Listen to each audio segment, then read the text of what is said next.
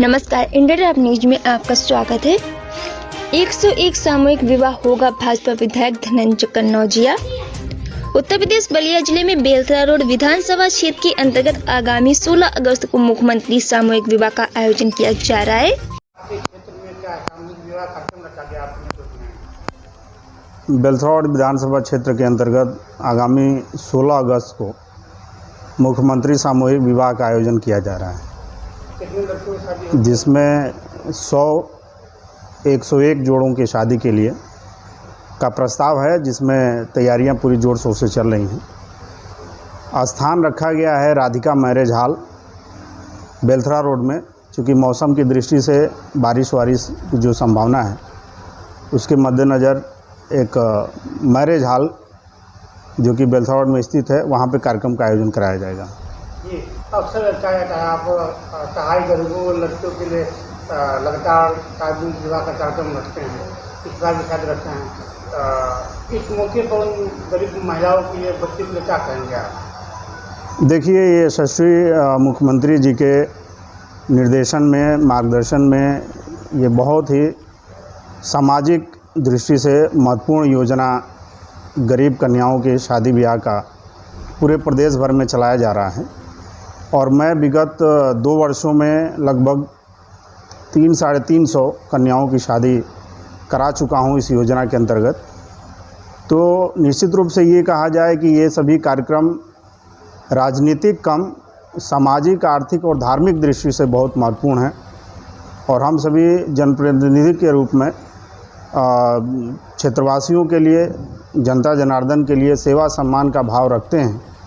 तो इस दृष्टि से इस कार्यक्रम को मैं बहुत उपयुक्त मानता हूं और हर वर्ष मेरा प्रयास रहता है कि इस तरह के आयोजन कराए जाएं। एक चीज़ है, अभी पूर्ण रूप से कोरोना काल में समाप्त नहीं हुआ, धार्मिक स्थलों पर धर्मों पर जब प्रतिबंध लगा गई, ऐसी स्थिति में आप विवाह कार्यक्रम कैसे सफल कराएंगे? देखिए, कोरोना स्थिति तो जो है वो विगत 1.5 वर्षों से चल रहा है, जिसकी वजह से पिछले वर्ष नहीं कराया जा सका।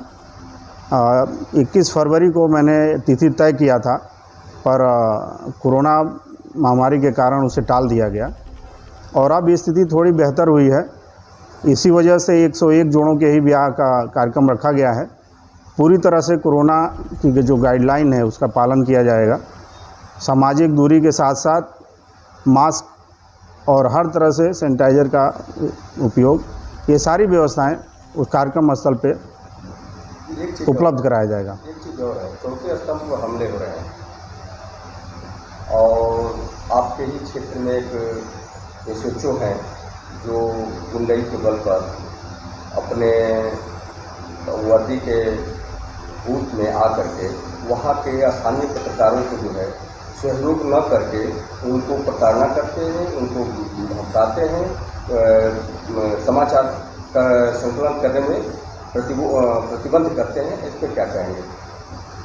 देखिए, जो आप थाना उभाव और पत्रकारों के मध्य हुए विवाद के चर्चा कर रहे हैं, तो मैं इस पे यही टिप्पणी करूंगा कि ये बहुत ही अशोभनीय है कि किसी भी प्रशासनिक अधिकारी के द्वारा पत्रकारों के साथ किसी भी प्रकार का दुर्व्यवहार किया गया। और मैं इस विषय पे कप्तान महोदय का भी संज्ञान दिया हूं। इस पर निश्चित रूप से एक कार्रवाई होनी चाहिए और उस दिशा में मैंने पत्र लिखा है। जिस 2 बार लॉकडाउन में रहा कोरोना महामारी का, आपके द्वारा अपने क्षेत्र में जिस पर पहल की गई और किसी लहर आने वाली है, तो क्या किसी तरह इस पर पहल होगी? देखिए, अब कोरोना महामारी का संकट काफ़ी हद तक इस समय नियंत्रण में है। जो भी व्यवस्था की दृष्टि से, तैयारी की दृष्टि से कार्य होना चाहिए। मैं अगर CSC सीयर और CSC नगरा में व्यवस्था की बात करूं, तो ऑक्सीजन प्लांट CSC सीयर में लगभग पूर्ण हो चुका है।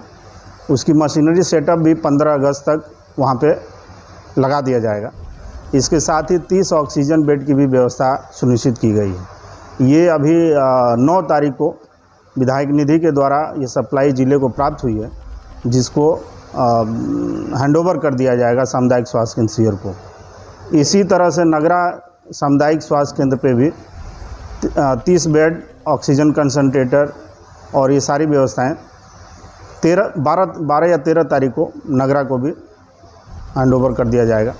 तो हर दृष्टि से प्रयास चल रहा है और पूरा विश्व इस कोरोना महामारी से पीड़ित था, परंतु यशस्वी प्रधानमंत्री जी और यशस्वी मुख्यमंत्री जी के नेतृत्व में जो समस्या का रूप कोरोना महामारी ले चुका था, उसको समाधान में भी बदलने का भागीरथी प्रयास किया गया है, जिसमें वैक्सीन की उपलब्धता, वैक्सीन टीकाकरण ज़्यादा से ज़्यादा लगाया जाना और पूरे विश्व का सबसे बड़ा निःशुल्क टीकाकरण महाअभियान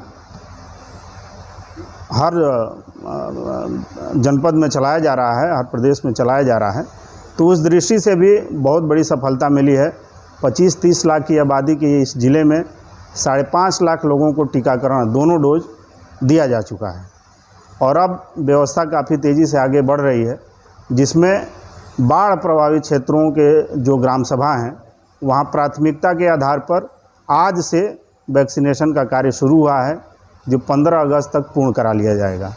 साथ ही साथ आज अभी कलेक्ट्रेट में जो नियमित बैठक हुई है, उसमें मैंने ये सुझाव भी रखा है कि अब जल्द से जल्द ग्राम सभाओं में कैंप लगाकर वैक्सीनेशन का कार्य किया जाए, क्योंकि ये बहुत ही आवश्यक है और लोगों में जिस तरह की जागरूकता है, लोग खुले मन से वैक्सीनेशन के लिए पूरी तरह से तैयार हैं और इस निःशुल्क टीकाकरण से जुड़ के कोरोना महामारी पर पूर्ण रूप से विजय प्राप्त करने की दिशा में अग्रसर हैं। ये सफल कार्यक्रम आयोजित हो रहा है हर क्षेत्र में। सब्सक्राइब करें इंडिया टॉप न्यूज चैनल और बेल आइकन दबाना ना भूलें। इंडिया टॉप न्यूज अपने क्षेत्र की खबरें सबसे पहले पाएं।